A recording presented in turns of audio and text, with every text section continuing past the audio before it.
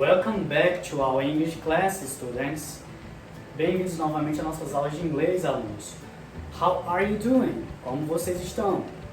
Espero que todo mundo tenha descansado bastante nesse período de férias, que foi o mês de maio, e que todo mundo tenha recarregado as suas baterias, né? Ou seja, as suas energias, e estejam aí com ânimo e pique para novamente ter um universo aí de aprendizado nesse mês de junho, que possamos ter um mês bem proveitoso, com bastante desenvolvimento e esclarecimento de dúvidas. E também não vamos deixar de mencionar, né, que agora vamos ter esse momento do Zoom, né, que vai ser um momento onde vocês vão poder entrar na sala de reunião que eu vou criar e assim interagir comigo e também com outros alunos e poder tirar dúvidas sobre o assunto de cada aula, assim como vocês também podem estar conversando sobre algumas coisas do assunto que tem a ver com a realidade de vocês, sobre como vocês estão, e também a gente vai aproveitar bastante o quadro, viu, gente, para poder escrever frases que vocês vão falar para mim. Ou seja, o Zoom vai ser um momento que vocês vão aí, né, despertar o inglês de vocês do dia a dia, o conhecimento prévio que vocês têm comigo, para poder compartilhar escrevendo o que vocês já sabem em alinhamento com o conteúdo de cada aula. Bom, galera, hoje a gente vai começar a nossa aula de hoje, que é gravada, que é aqui do YouTube, né? Que vai ser esse momento agora de aula, conteúdo. E depois do final dessa aula aqui, vocês vão ter um momento do Zoom, onde vocês vão poder falar comigo em tempo real e fazer perguntas sobre esse conteúdo. E além disso, eu também posso estar esclarecendo como fazer a atividade que eu vou mandar sobre essa videoaula. Bom, na nossa última aula, que foi dia 30 do mês passado, ou seja, do mês de maio, foi sobre os moral verbs, que estão escritos aqui, tá? Como vocês podem ver, os moral verbs, que são os verbos modais em português, que foi o nosso último assunto, tá? Que eu mandei no dia 30. Hoje vamos dar continuidade nesse conteúdo e vamos finalizar ele também, e com efeito eu vou passar uma atividade sobre esse assunto, que vai ser uma atividade bem, vamos dizer assim, fácil de produzir e que tem a ver com a realidade de vocês. Bom, eu vou pincelar de forma resumida e sucinta sobre os moral verbs que eu apresentei no primeiro vídeo, tá? Que está no grupo de vocês. Esse é o último vídeo sobre os moral verbs, que consequentemente vem com a finalização dele como atividade. Bom, vamos começar, vou explicar para vocês a finalidade de cada moral verb, tá? De forma bem resumida. Se vocês quiserem se aprofundar sobre esse assunto, vocês podem estar assistindo o vídeo parte 1. Esse é o vídeo parte 2, que já se entende que vocês conhecem a maioria deles. A gente parou no verbo can e could, e hoje a gente vai pro should até o would, que são só mais dois, mas eu também vou falar os outros, tá? Os que eu já falei no primeiro vídeo. Bom, vamos começar. O que é o moral verb? Gente, o moral verb é um verbo modal defectivo, ou seja, ele não tem assim um passado, que vamos dizer assim, é um passado bem definido. Eu posso usar ele tanto no passado como no presente e vai ter o mesmo efeito. Bom, então vamos começar. Cada moral verb é um verbo auxiliar, ou seja, ele auxilia o verbo principal, e ele, além disso, tem uma tradução. O primeiro moral verb que eu vou apresentar para vocês é o may ou might, tá? Então, o may ou might são o mesmo verbo, tá? May é no presente e might é no passado. Mas não tem importância passado e presente para esses verbos modais em contexto. May significa poder, ou seja, eu posso, talvez, eu posso ver esse vídeo, eu posso me exercitar, eu posso, talvez, visitar alguém. Esse may vai dar uma ideia de probabilidade, algo que pode sim ou não acontecer, tá? Então, o may ele é uma ideia de probabilidade que algo talvez vá acontecer. Vamos por exemplo aqui. Vou dar um exemplo bem fácil para vocês.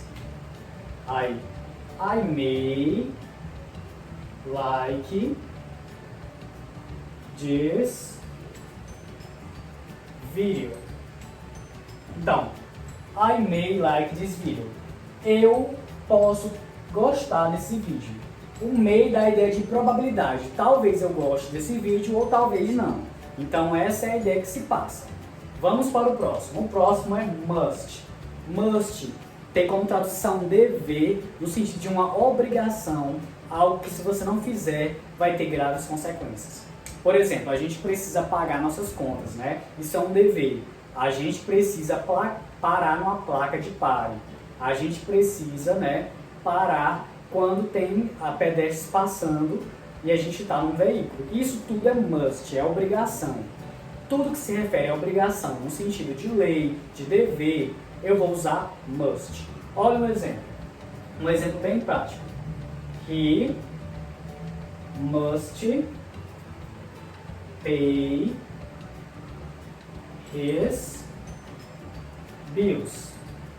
He must pay his bills. Ele precisa pagar suas contas. É uma obrigação. Se ele não fizer isso, ele pode ser punido, ou seja, vai ter uma taxa maior.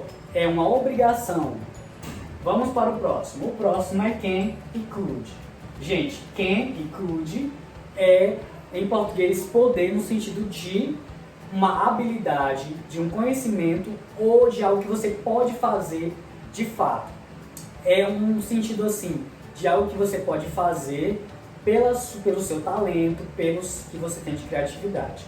Por exemplo, se eu falar, eu posso escrever, I can write, eu posso falar inglês, I can speak English, eu posso correr, I can run. Tudo isso dá a ideia de uma habilidade. Eu posso usar can no presente e could no passado, mas eu posso usar os dois intercambiavelmente, que não vai alterar muito o sentido da minha frase. Vamos, por exemplo, com can. She can sing very well. She can sing very well. Ela pode cantar muito bem. Então, can deu a ideia de habilidade. E can também pode dar a ideia de possibilidade, uma possibilidade real de algo acontecer, tá? Se eu falar então, I can go to my friend's house. Eu posso ir para casa do meu amigo. Bom, então isso daí é o can, tá? Então é uma possibilidade possível de acontecer, que é diferente de may, que é uma possibilidade mais remota de acontecer. Vamos para o próximo exemplo. O próximo é should. Should tem como tradução deveria, dever, no sentido de um conselho.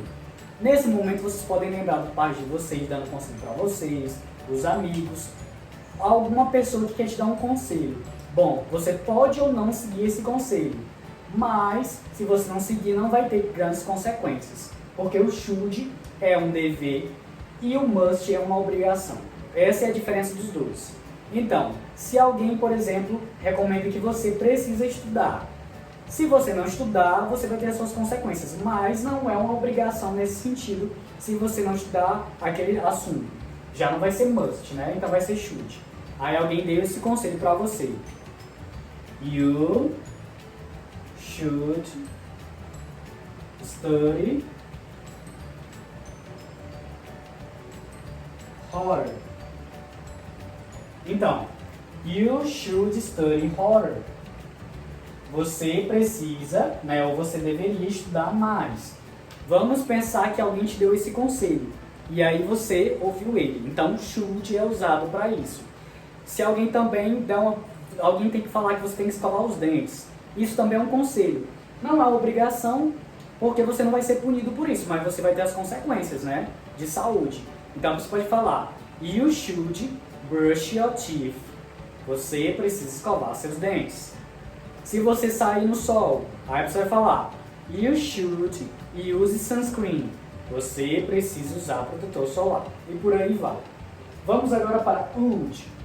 Would é um verbo modal que é usado para coisas que a gente fazia no passado, mas que a gente não faz mais nos dias de hoje. Ou seja, eu fazia isso em um tempo específico no passado, mas hoje eu não faço mais. Então vamos lembrar da nossa infância e vamos pensar em algo que a gente poderia fazer na infância que a gente não faz mais. A gente também pode usar would para falar de ações hipotéticas que poderiam ter acontecido num passado bem remoto.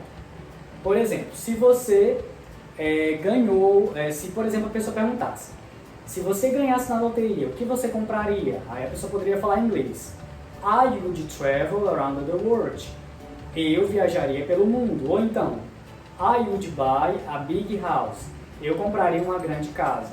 Então, isso são fatos hipotéticos que não vão acontecer, mas que você gostaria de fazer.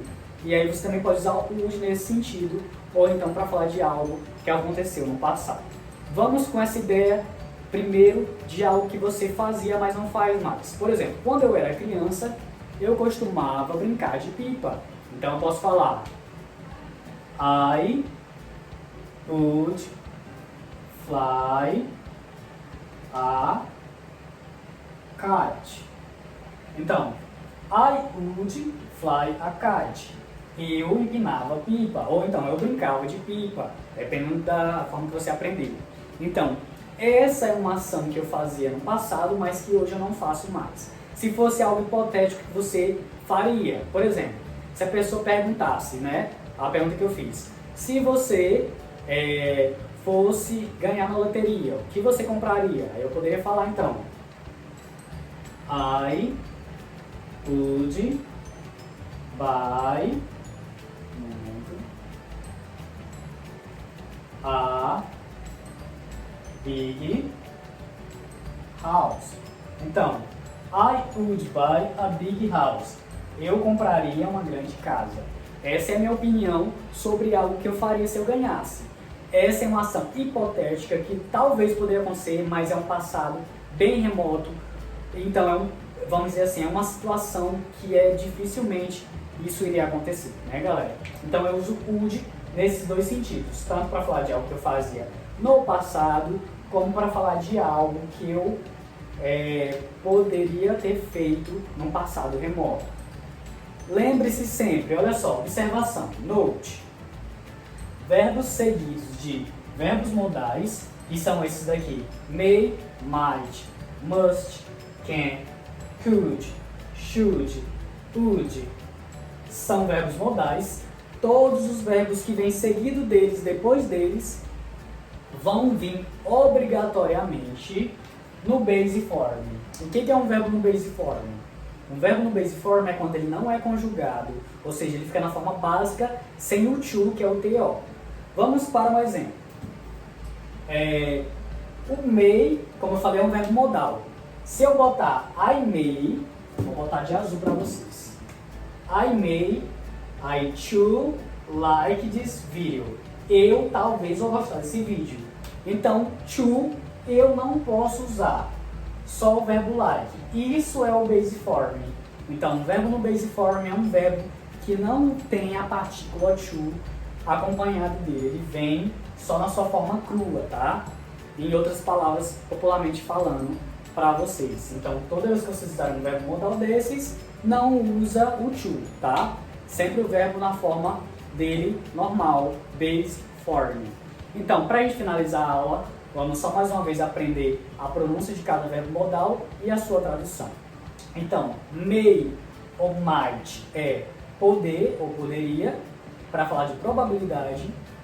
Must é para falar de poder no sentido de obrigação, você deve, você pode, no sentido de algo que é obrigatório. Can ou could é poder ou poderia, uma probabilidade real de acontecer ou uma habilidade. Should, deveria no sentido de receber um conselho. Would, vai colocar o verbo no pretérito imperfeito, que é aquele poderia, dançaria, correria. Então, esses daí são os verbos modais que eu apresentei para vocês hoje, galera. Espero que vocês tenham aprendido eles. Na hora do Zoom, eu vou escrever algumas frases aqui para vocês, que vão ser as frases que vão estar na atividade que eu vou enviar para vocês. E eu vou responder essas atividades baseado na opinião de vocês ou na minha, dependendo da nossa interação, para assim ajudar vocês a responder essa atividade no arquivo de vocês, no Word, que vocês vão responder, tá? Então a gente vai fazer a resolução do Zoom, no Zoom, sobre a nossa atividade que eu vou enviar para vocês. E assim vocês vão poder interagir comigo, eu também vou interagir com vocês e vocês também vão dar frases para mim com esses verbos modais, de acordo com a realidade de vocês, tá, galera? Bom, então isso é tudo por hoje, nesse momento. Fiquem ligados agora que após essa aula vocês vão ser direcionados na descrição desse vídeo embaixo para o Zoom que está disponível aí embaixo na descrição. So students, see you next class. and see you on the Zoom.